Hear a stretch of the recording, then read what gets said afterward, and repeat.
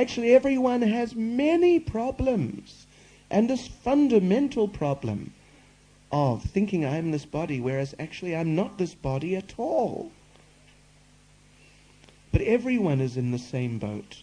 They are reinforcing each other's illusion, and therefore they think it's okay. They think this is normal, to be in what is, in fact, a deluded, unfortunate condition, doomed, in fact, to failure. So, Krishna consciousness, Krishna is explaining here, we have to turn that conception around from everything for me and nothing for Krishna, but rather I just take from Krishna for me. We have to turn that round absolutely. Everything for Krishna and nothing for me, but rather from me to Krishna. And as far as my own position is concerned, well, I'll just leave that to Krishna. I'll let Krishna look after me. So, this is pure devotional service. And of course, we are not on that platform, but we should try to cultivate that step by step, mold our lives gradually, so that we come to this point, bit by bit at least, of dedicating our lives more and more to Krishna, and gradually becoming more and more detached from the so-called normal selfish way. So Krishna says here, whatever you do, whatever you eat, whatever you offer or give away in charity, whatever austerity you perform, do this for me. So whatever you do, everyone is doing something.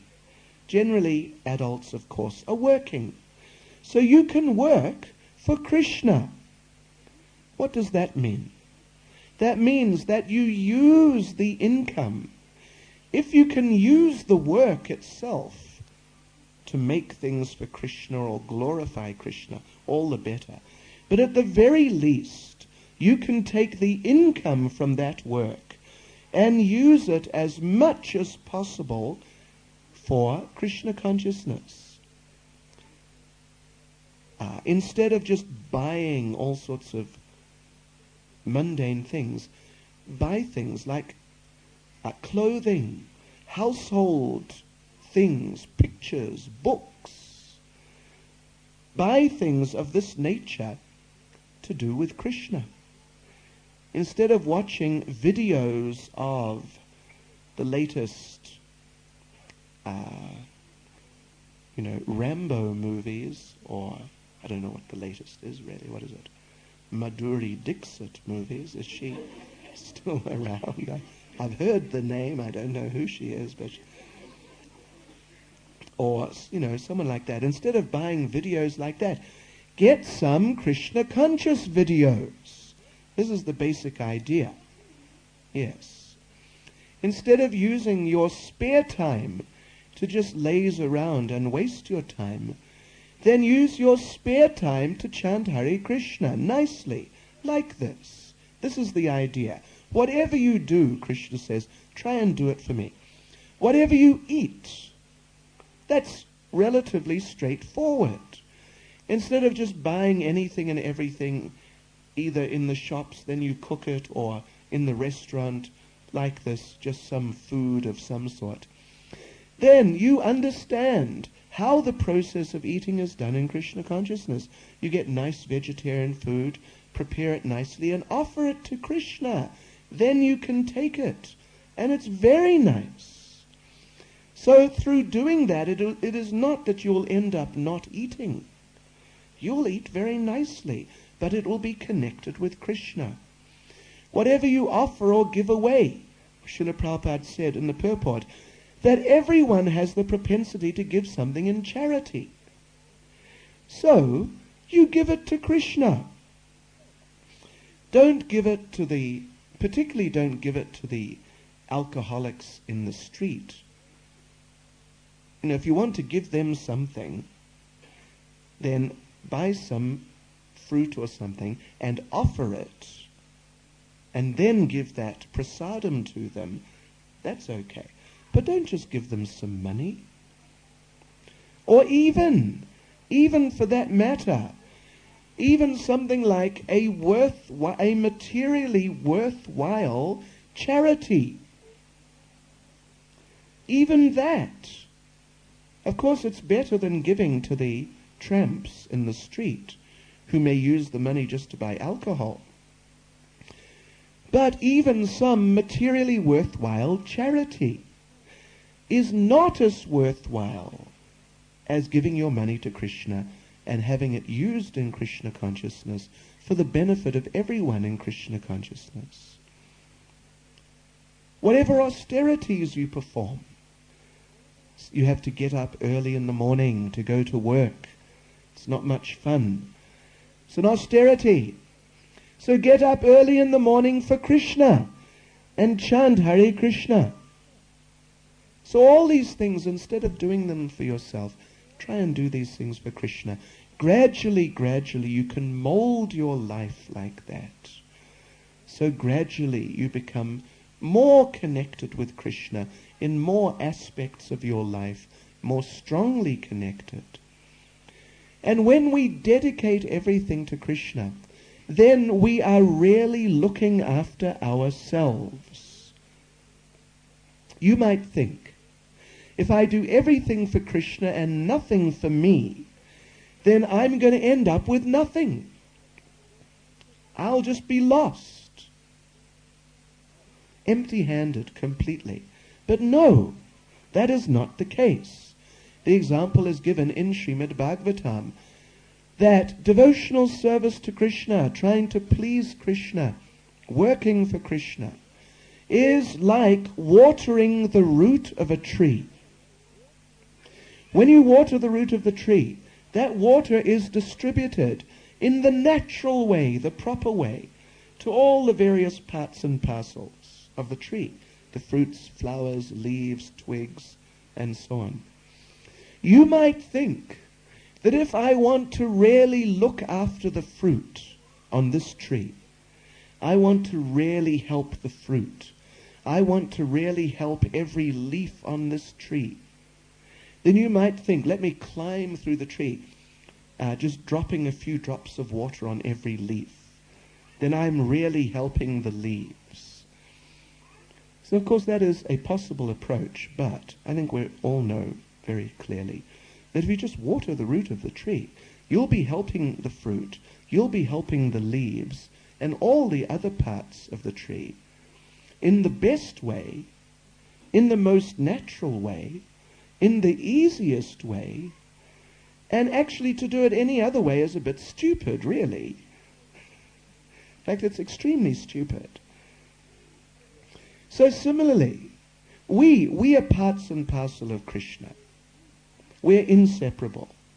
Mamaya vangso jivaloke jivabhutana sanatana, Krishna says in Bhagavad Gita. The living entities in this conditioned world are my eternal fragmental parts. So we are part and parcel of Krishna. So how are we going to be looked after in the best way? Is it by just making some effort to look after ourselves directly, just as in the example of looking after every leaf independently? No, because we're part and parcel of Krishna. If we serve Krishna and please Krishna, then, just like the leaves and fruits and so on the tree are looked after in the most natural way by doing that, then we will be looked after also. Srila Prabhupada also gave the example of the day when the hand went on strike. I think you've heard about that. The hand decided no more putting food in the mouth. What do I get out of it? I never get anything. I'm going to eat the food. So the hand went on strike, started trying to eat the food, and didn't put any in the mouth. But shortly, the hand was feeling very weak. After a few days, couldn't do anything. So then he started putting the food back in the mouth, and after a little while he was feeling fine again. It was a very simple principle. We are part and parcel, just as the hand is an entity in its own right. to some extent. But it is also part of the greater entity, the body. And the welfare of the hand is dependent on the well-being of the entire body. If the entire body dies, the hand dies. So similarly, we are part and parcel of Krishna, and our well-being depends on whether Krishna is happy or not. So if we please Krishna, we will be pleased. And a practical example is the devotees who are doing that, living simple lives, not making any endeavor to make money, accumulate big house or big car or these types of things, just to serve Krishna, but very happy, very, very happy indeed. So anyone, all of you, all of us, we can experience that. That is very wonderful. If we just try to please Krishna very nicely and gradually work on molding our lives more and more in this way for Krishna's pleasure, and gradually giving up that deep-rooted concern for me. What's best for me? What's in it for me? Like this. This is purification. This is advancement in Krishna consciousness. Hare Krishna. I don't know if we have any questions or comments to that sheet. Oops, okay, sorry. Okay. Let us see what we have.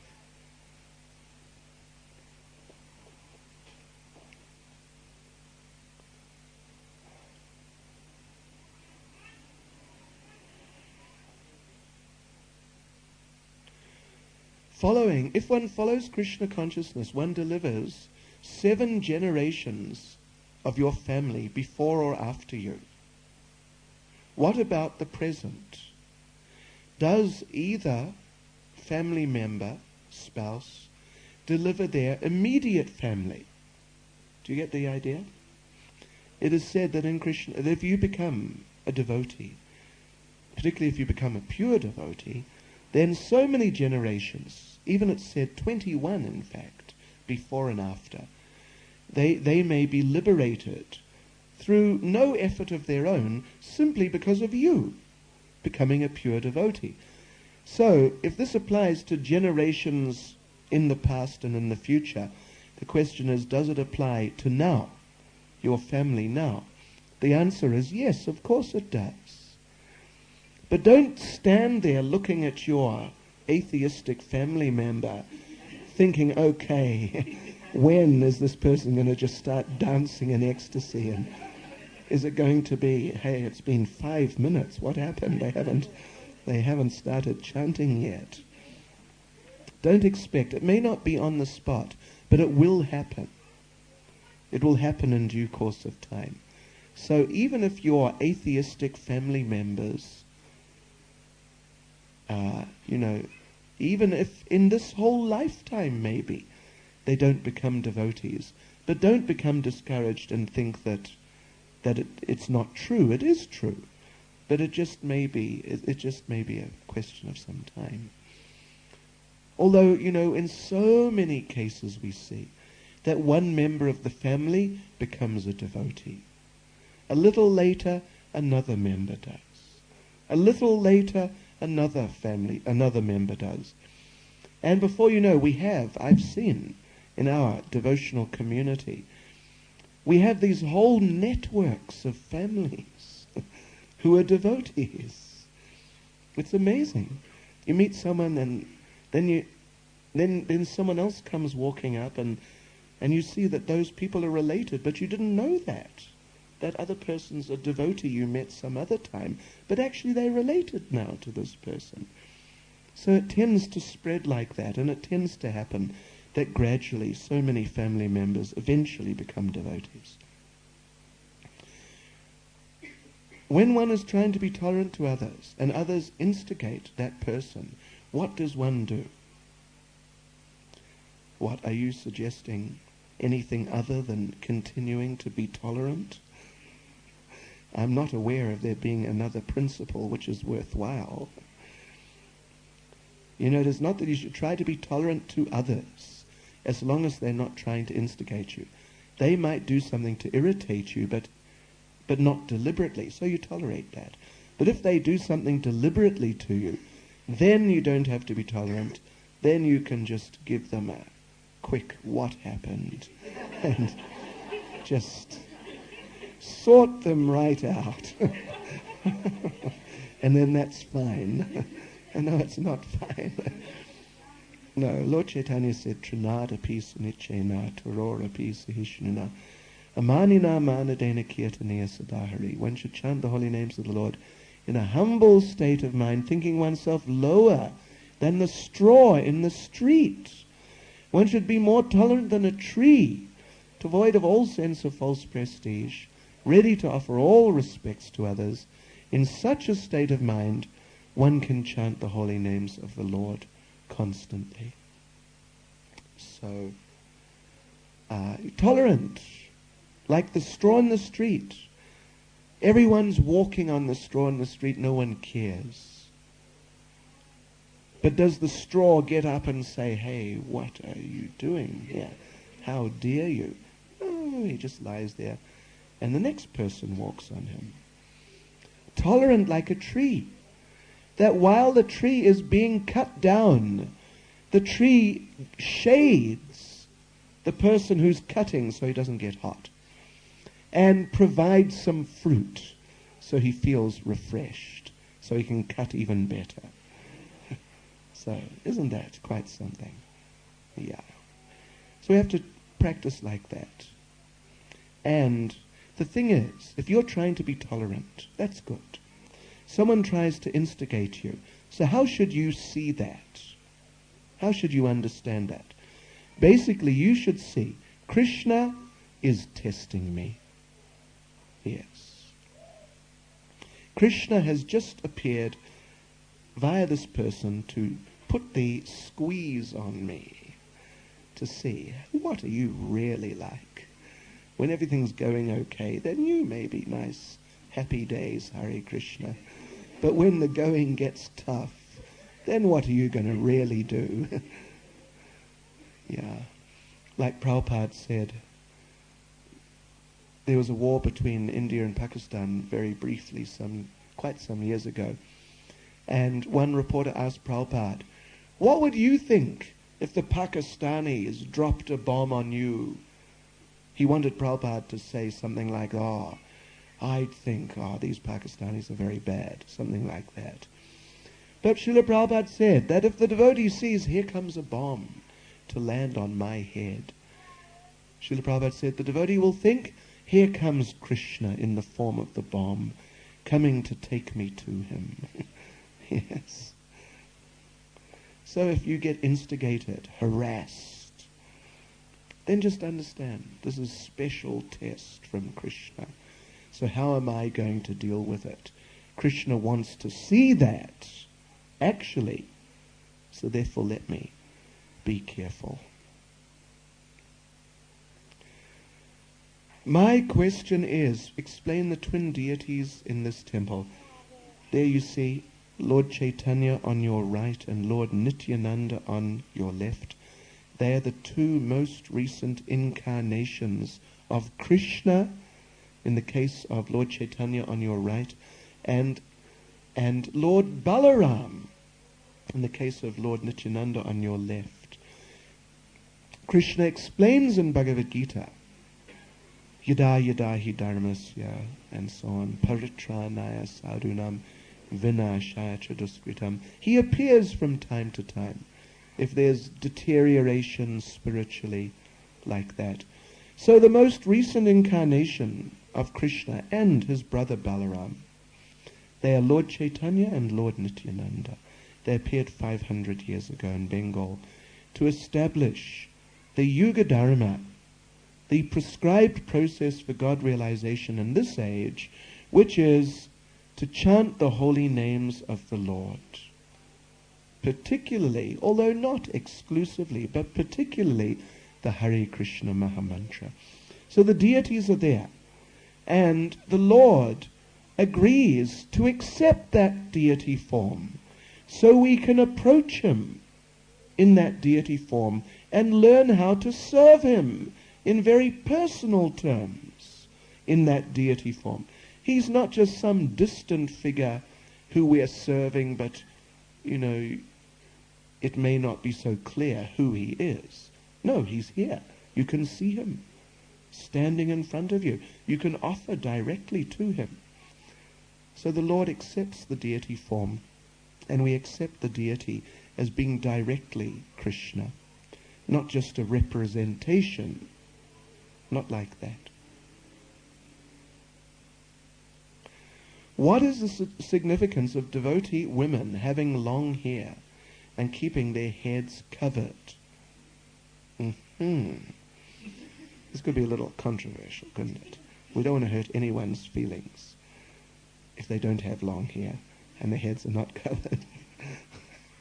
But I can tell you that there's a tradition, not just a tradition, there is a fact that we are prone to identify with these bodies. And we need to become free from that. So in order to do that, we're careful not to become extravagant in bodily matters. Our dress should not be extravagant, because if it's extravagant, then it encourages bodily consciousness. That doesn't mean we need to live in rags, but not extravagant is the basic point. And not overly decorated, because again, identifying with the body. And the hair, of course, is one part of the body which people are very fond of. You can do all sorts of things with your hair. Color it.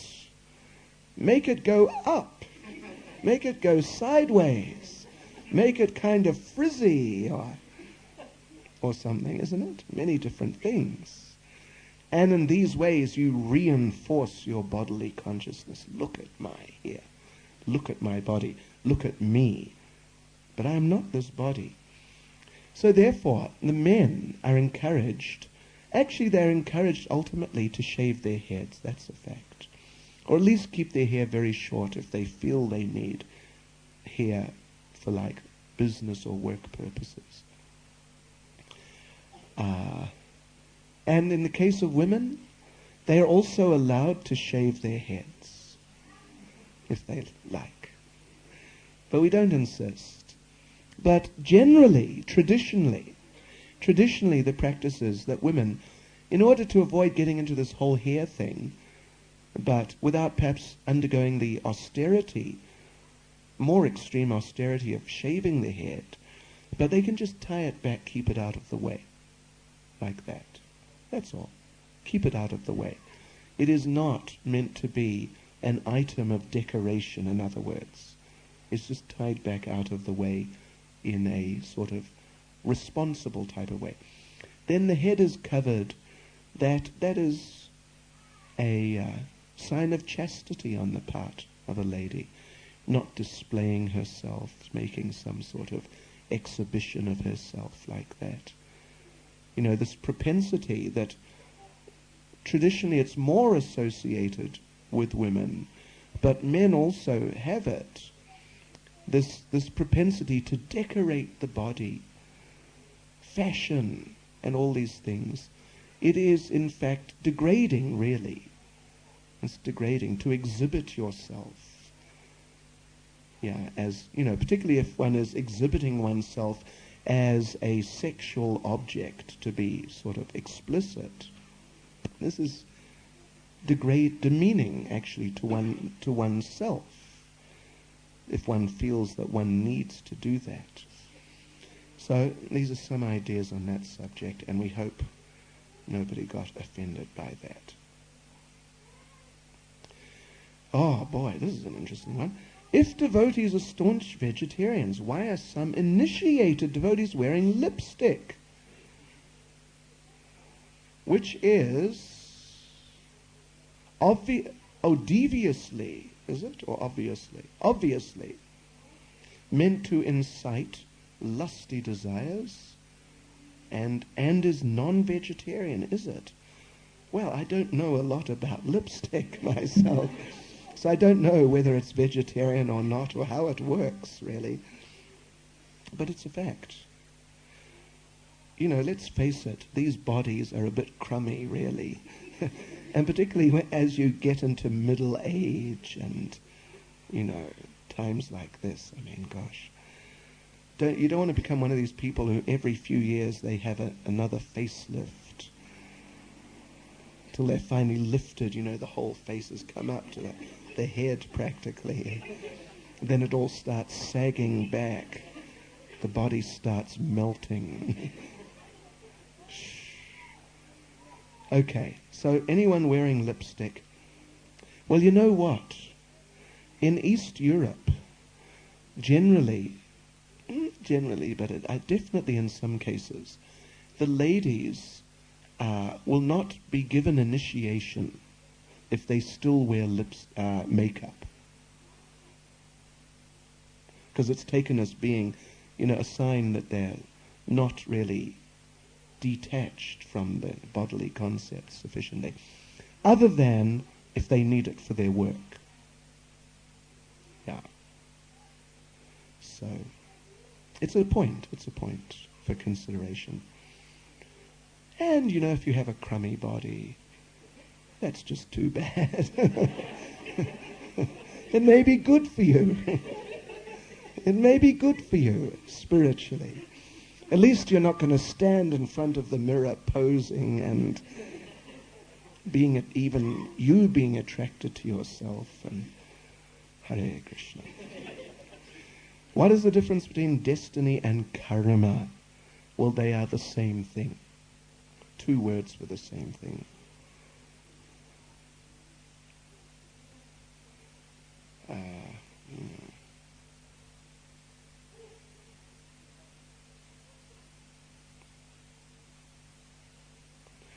I see. Well, there's one question here.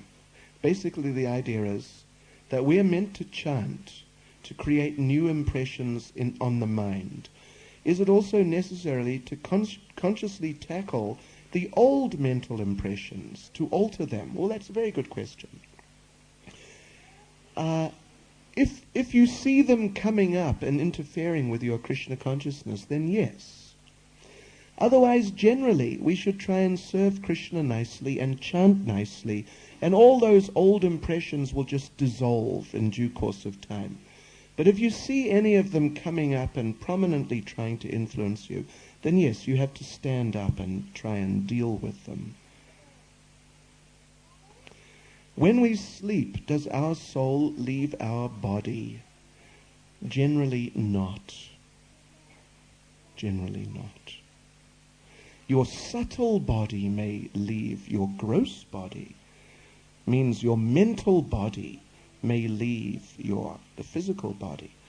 That is what dreams may be. You may actually go to those places that you dream of. Yes, in your subtle body. But then, at some point, then the subtle body comes back. It's sort of inextricably linked up with the gross body, so you can't actually really just go away altogether like that. But the soul remains in the body. Hare Krishna. Thank you all for listening very patiently. And now we will have a little kirtan for a while, then we'll serve prasadam.